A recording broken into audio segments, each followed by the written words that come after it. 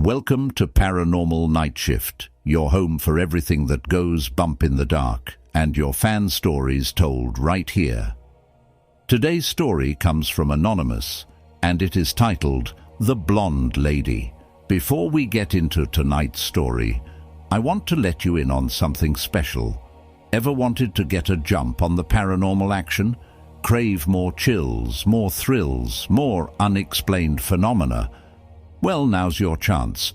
Become a member of our Patreon and get exclusive access to our early episodes. That's right, a whole week before anyone else.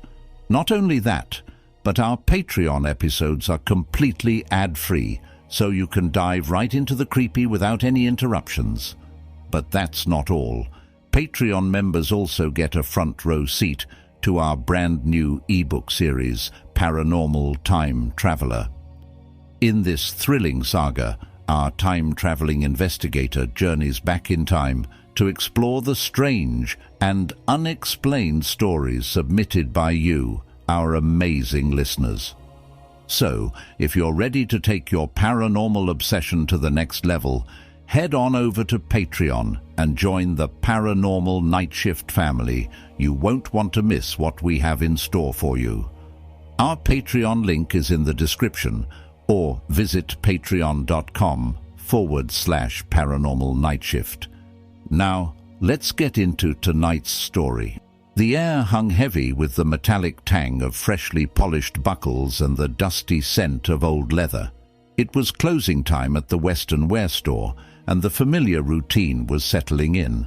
I, a fresh-faced high school grad, was tasked with restocking the men's boot section.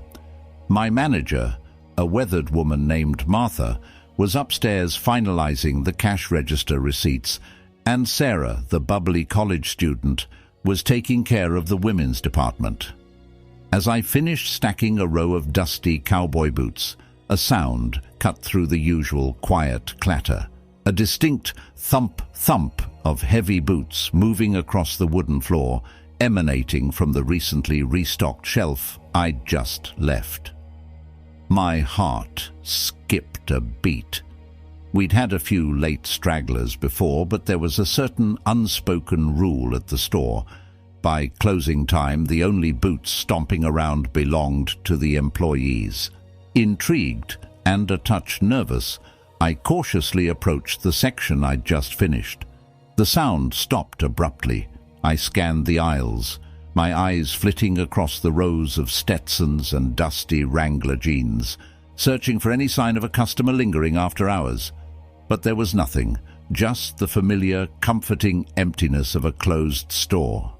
My pulse hammered against my ribs. Was I imagining things? Could the exhaustion of a long shift be playing tricks on me? Just to be sure, I meticulously checked every corner and crevice of the men's department, peering behind mannequins and even checking the stockroom, all deserted. With a lingering sense of unease, I made my way to the stairs leading up to the office. Martha was already pulling the metal grate down over the register. "Hey, Martha, I think there might still be a customer in the store," I stammered, my voice barely above a whisper. I heard footsteps in the men's section. To my surprise, Martha didn't scoff or dismiss my concern. Instead, a knowing smile crept across her face.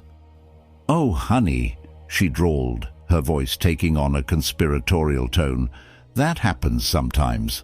It's the blonde lady." My eyebrows shot up. "The blonde lady? What blonde lady?"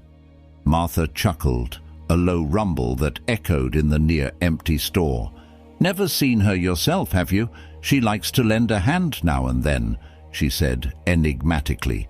"Customers come in, swear she helped them find the perfect pair of boots, or adjusted a hat, but there's no blonde lady working here, never has been."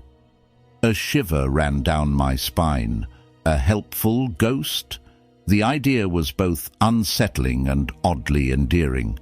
It wasn't the first time I'd heard whispers among the employees about strange occurrences at the store, but experiencing it firsthand left a cold, prickling sensation on my skin.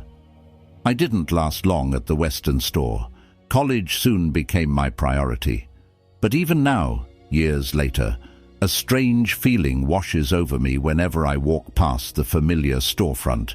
It's a mix of nostalgia for my youthful working days and a lingering sense of unease, a reminder of the day I encountered the phantom blonde lady of the boots. The memory lingers, a silent testament to the store's peculiar charm and the possibility that some things go bump in the night, even in the most unassuming places. Remember, if you want to support the show, head on over to our Patreon page. Your contributions help us keep the lights on, the stories flowing, and the time traveler fueled up for his next adventure. But hey, if you can't support us financially, no worries. Just sharing the show with a friend or rating us on your favorite podcast platform goes a long way. And if you've got a spooky story of your own, we'd love to hear it. Share it with us right here on Paranormal Nightshift. You never know, your story might just become the next chapter in the Paranormal Time Traveler series and told here on the show.